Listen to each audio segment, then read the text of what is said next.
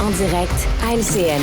Deuxième semaine de grève sans aucun revenu pour les 65 500 membres de la FAE qui poursuivent leurs moyens de pression.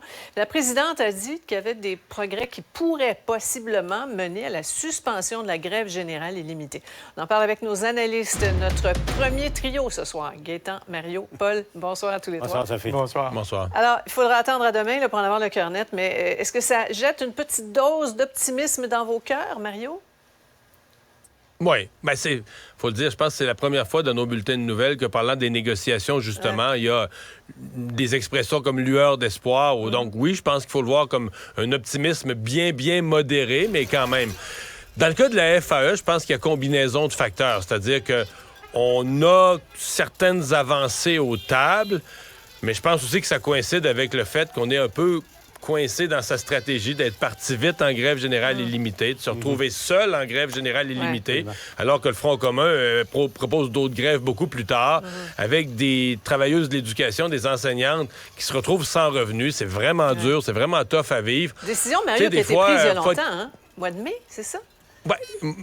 Pas partout, mais à Montréal, par exemple, la décision d'aller en grève, là, c'est prise au mois de mai. Donc, il y a certains membres qui disent, ouais, là, nous autres, au mois de mai, on voyait pas tout venir. Donc, je pense qu'il faut accepter, la FAE va, on va pas perdre la face, là, ils vont trouver une façon de réajuster leur stratégie, protéger leurs membres de problèmes financiers personnels trop graves, puis au pire, retomber en grève s'il n'y a rien qui se règle. Moi j'accepte ça. Ouais, Paul, est-ce que le gouvernement est tenté de régler avec le Front commun, d'abord? On est rendu à une étape où on sent que ça bouge aux tables de négociation un peu, mais aussi, j'ai l'impression que le gouvernement est à revoir en ce moment toute sa stratégie et les tactiques qui suivent ensuite. Mario le soulignait, la FAE en grève générale illimitée, on sent, dans l'opinion publique, des parents sont, pas rien que des enseignants, mais les parents aussi commencent à payer un lourd tribut pour ce qui se passe.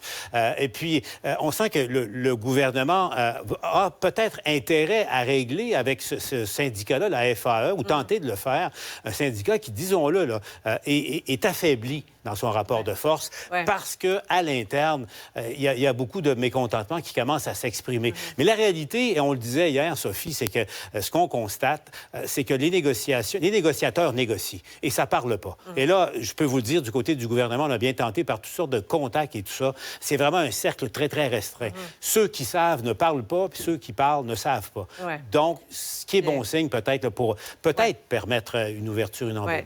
Gaétan, après l'impact de la pandémie là, pour les jeunes, cette grève là, maintenant, là, certains se questionnent, se demandent si l'éducation ne devrait pas être considérée comme un service essentiel. Ou du moins une partie de l'éducation, certainement, parce que ça commence à faire beaucoup dans une courte période de temps et l'impact, il est réel. Je pense qu'à cette étape-ci, l'impact va être minimal. Je pense que tout ça est récupérable. Mais des grèves illimitées, je pense qu'on ne peut pas vivre avec ça en éducation. Je ne pense pas que ce soit une option qui soit ni à répéter, ni à garder. Alors, service essentiel, oui. Il faut le baliser comme n'importe quel service essentiel.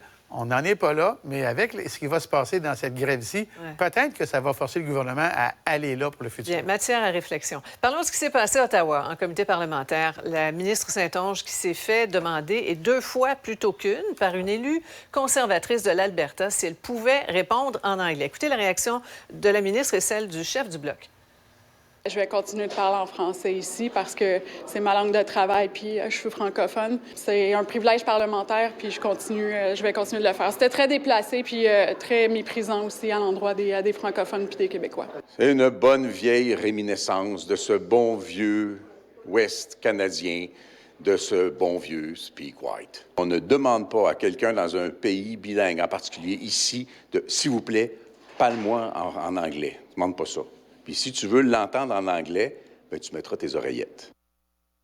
Bon, Rachel Thomas a fini par offrir ses excuses dans une lettre à la présidente du comité, pas Mme Saint-Onge. Est-ce que ça s'appelle s'excuser de reculons?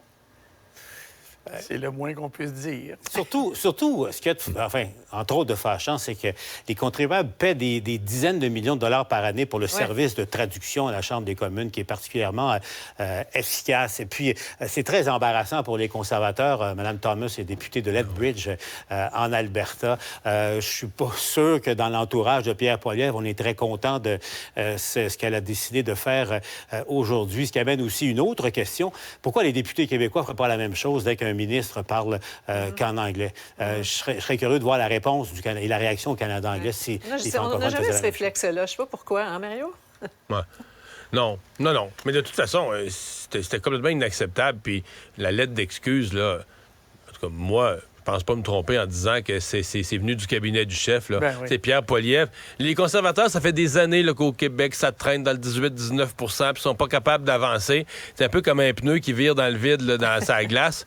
Puis là, il commençait à avoir un petit peu de grippe. Le 21, 22, 23 % le pneu commence à mordre. Puis là, à ce moment-là, une députée fait une affaire comme ça. C'est sûr que Pierre Poilievre devait se péter la tête ses murs. Pour vrai, là, c'est certain que c'est son bureau qui a dit, écoute, là, tu vas t'excuser, puis vite, t'es garanti. Un petit 15 secondes, Gaétan. Oui, bien, c'est ça. C'est une intervention là, qui a un goût très amer, très mauvaise saveur. C'est nous sommes majoritaires, vous êtes minoritaires, adressez-vous à nous dans la langue de la majorité. Non. C'est bien non la réponse à ça. Voilà. Et les députés conservateurs qui étaient allergiques aux caméras aujourd'hui. Oui. La décision d'Ottawa de ne pas accorder un méga contrat militaire à Bombardier fait bouillir beaucoup de monde au Québec. On en parle au retour. Autrement dit, Cube Radio. Alexandre, tu me parles du sommeil des pingouins. Voilà. Et pas les pingouins de Pittsburgh, là, les vrais de vrais. J'espère que Sidney Crosby et sa bande dorment bien, Oui, mais on c'est le pas souhaite. d'eux que je veux parler. C'est plutôt du manchot à jugulaire, là, qui fait partie de ces nombreuses espèces de manchots, pingouins et autres qu'on peut retrouver en Antarctique. Et les scientifiques étudient depuis bien évidemment longtemps là, ce genre d'oiseaux-là. Tu sais que je rêve d'étudier. Moi, je suis fasciné par les manchots. D'ailleurs, Moi aussi. ils me font rire, ça n'a pas de bon sens. Là. C'est des beaux animaux, c'est Au hilarant. zoo d'Édimbourg, à tous les jours, là, ils font la parade des manchots. Ils les font marcher, là, ils ont comme un petit promenade, c'est à se rouler à terre. Ils sont tellement drôles. Là. Puis tu sais, c'est difficile de comprendre comment des animaux si graciles dans l'eau, tu sais, agiles, habiles, ont l'air aussi, tu sais, patos sur la terre ferme. Mais c'est pas... En même temps, ils ont toujours l'air de bonne humeur. Ils ont toujours l'air de bonne C'est humeur, comme puis ils dans sont leur- toujours bien habillés. Voilà. Ça, c'est Ben oui. bien important. Mais là, pour ce qui est des manchots à jugulaire, ce qu'on a découvert, c'est que, tu sais, c'est des animaux qui ont besoin de garder, lorsqu'ils pondent leurs œufs de leurs petits qui s'en viennent, mais ils doivent le garder pendant souvent des périodes épouvantablement longues. Là. Surtout que le partenaire de ces oiseaux-là va à la chasse et à la pêche, donc part dans l'eau, mais souvent pour presque la majorité de la journée. Et à ce moment-là, pour pas que les prédateurs viennent manger les œufs, il faut rester excessivement vigilant. Ce qui fait en sorte qu'ils ont découvert que ces manchots-là sont capables de survivre avec des milliers et des milliers de petits, je vais le dire en bon anglais, des petits power naps, Mario. C'est des C'est quoi, animaux... ils dorment pas, ils font des siestes? Ils font des siestes, mais attention, là, pas juste pas des vraies siestes, là. 4 secondes de sieste. Au-dessus de 10 000 siestes de 4 secondes par jour. Et tout ça, c'est capable, de manière accumulée, de leur donner à peu près quasiment là, 11 heures de sommeil, dépendamment des jours, là, pour être capable de dormir efficacement et d'être quand même capable de surveiller Mais le donc, nid. quand ils sont sur l'œuf, ils peuvent pas vraiment dormir. Il faut qu'ils restent semi-alertes, là. Faut qu'ils restent semi-alertes, ce qui fait en sorte qu'ils ont étudié là, avec des électrodes et tout, mais le sommeil des manchots pour se rendre compte qu'ils ne tombent jamais dans le sommeil profond quand ils sont en train de couver leurs œufs. Ils vont faire, tu sais, quand tu cognes des clous, encore une fois en bon québécois, mais eux vont cogner des clous 4, 5, 6 secondes, mais 10 000 fois dans la journée. Mais ça, c'est capable de leur donner un sommeil réparateur puis efficace, ce qui est assez exceptionnel, merci. Puis c'est ce que les zoologistes, les gens qui étudient les animaux se rendent compte de plus en plus. Dans le règne animal, le sommeil, là, c'est tellement pas uniforme. Il y a des animaux qui sont capables de dormir, là, des fois des énormes périodes, des très courtes périodes. Puis c'est le cas de ces manchots à jugulaire qui font comme des 10 000 petits power naps dans une journée. Je suis pas sûr si je pourrais faire ça, moi. C'est sûr que si t'essayes d'y raconter une histoire un peu longue, là, puis que t'as dormi d'en face 11 fois pendant ces gossants-là. Ça, C'est sûr. Ben, ça te donnerait une autre raison d'aimer encore plus les manchots, Mario, particulièrement cette espèce-là. Merci, Alexandre. Cube Radio. Une autre vision de l'actualité. Cube Radio. Cube Radio. Cube Radio. En direct à LCN. On poursuit notre joute des analystes avec les lendemains de cette nouvelle sur l'entente avec Google. Le ministre québécois de la Culture et des Communications, Mathieu Lacombe, s'est positionné. Pour lui, CBC Radio-Canada doit en être exclu là, de cette distribution des millions et son gouvernement devrait avoir son mot à dire. Alors, votre mot à vous à ce sujet, on sait que l'entente prévoit que le géant verse une contribution de 100 millions de dollars par année indexée aux médias canadiens en guise de compensation financière pour le partage de leur contenu. Gaétan, d'abord. Bien, écoute, toutes les formes d'aide qui sont octroyées par un gouvernement devraient toujours, en toutes circonstances, aller à celui qui en a le plus besoin. Et dans le cas des médias, ceux qui en ont le plus besoin, d'un océan à l'autre, ce sont les médias qui n'ont pas de financement public. Alors, je comprends la position de Mathieu Lacombe. C'est une position qui est sensée, mais il y a fort à parier qu'on s'engage aujourd'hui dans une méga bataille qui va se régler à Ottawa et elle sera politique. Ouais. Paul? C'est pas facile pour la ministre Pascale Saint-Onge. Elle était en entrevue au bilan hier soir. Je lui ai posé la question, puis bon, qu'elle a éludé. On peut le comprendre. Ça viendra dans les règlements. Mais c'est une question de fond. Parce que, bon, en ce moment, le 100 millions, et c'est important pour sauver les médias en général, mais en même temps, ceux qui sont en crise, c'est qui? Ce sont les médias privés de Québecor à Bell Media, à Cogeco également. Et dans le cas de Radio-Canada, la question est légitime et elle se pose. Quand un diffuseur public reçoit 1,2 milliard avec CBC, bien évidemment, a de la publicité sur ses ondes à la télé, vend des produits et va chercher des revenus indirectement, et aussi ne fait pas de publicité à la radio, mais dans ses sous-produits, a de la publicité et va chercher le peu d'argent qui reste de disponible. C'est une question qui est légitime. Est-ce que Radio-Canada doit, oui ou non, toucher une partie de ce fonds-là? Ouais. Mario, on a ici le gouvernement caquiste et le Bloc québécois qui sont sur la même longueur d'onde. M. Blanchet qui croit que ça doit être le cas. Là. Tant que CBC Radio-Canada reçoit des sommes garanties par l'État canadien, ça doit être comme ça. Là. Ouais. Je me suis demandé, c'est quand même une position radicale là, que Radio-Canada touche à zéro. Et je me suis demandé s'ils ne prenaient pas cette position-là parce qu'ils ont peur que du côté du gouvernement Trudeau, on soit tellement à l'autre extrême parce qu'on entendait des scénarios. T'sais, je suis 100% avec Gaétan quand il dit l'argent devrait aller à celui qui en a le plus besoin. Mais dans la vraie vie, c'est pas ce qui arrive. L'argent va à celui qui est le plus connecté politiquement pour aller la chercher. C'est comme ça que ça marche, malheureusement, dans la vie.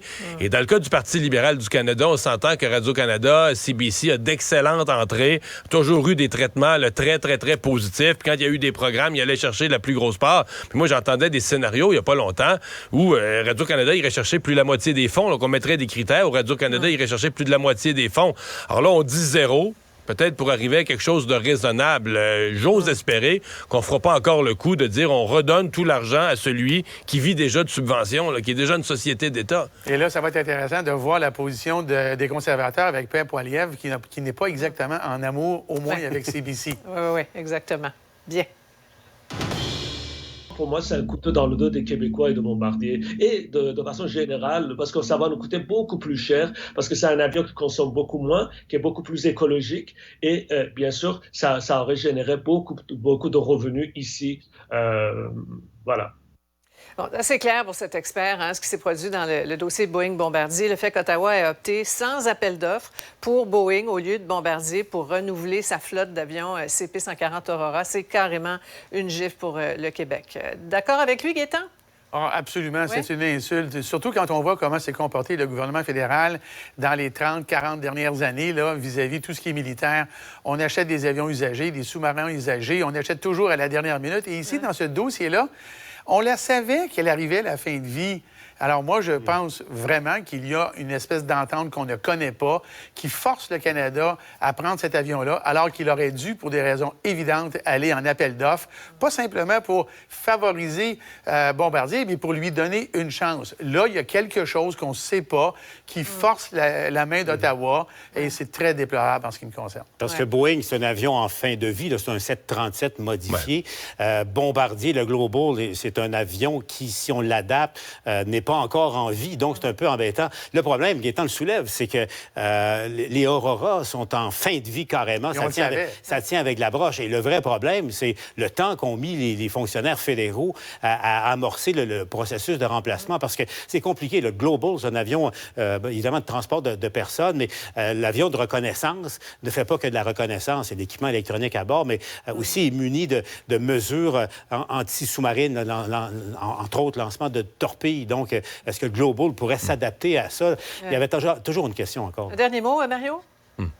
Bien, c'est un point important. Là. Bombardier ne demandait pas le contrat en disant « Moi, je suis Canadien, je suis une entreprise d'ici, je veux le contrat contre les Américains. » Bombardier demandait le droit de soumissionner. Et moi, je pose la question. Le fédéral dit qu'ils vont aider Bombardier à vendre les avions à l'étranger. Tu sais, ça va bien faire dans une ambassade en Asie de dire « Hey, ça, là, Bombardier, c'est un très bon avion canadien. » Mais chez nous, au Canada, ils n'ont même pas eu le droit de soumissionner. Ouais.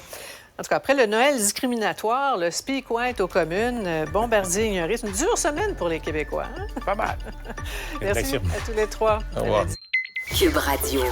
Une autre vision de l'actualité.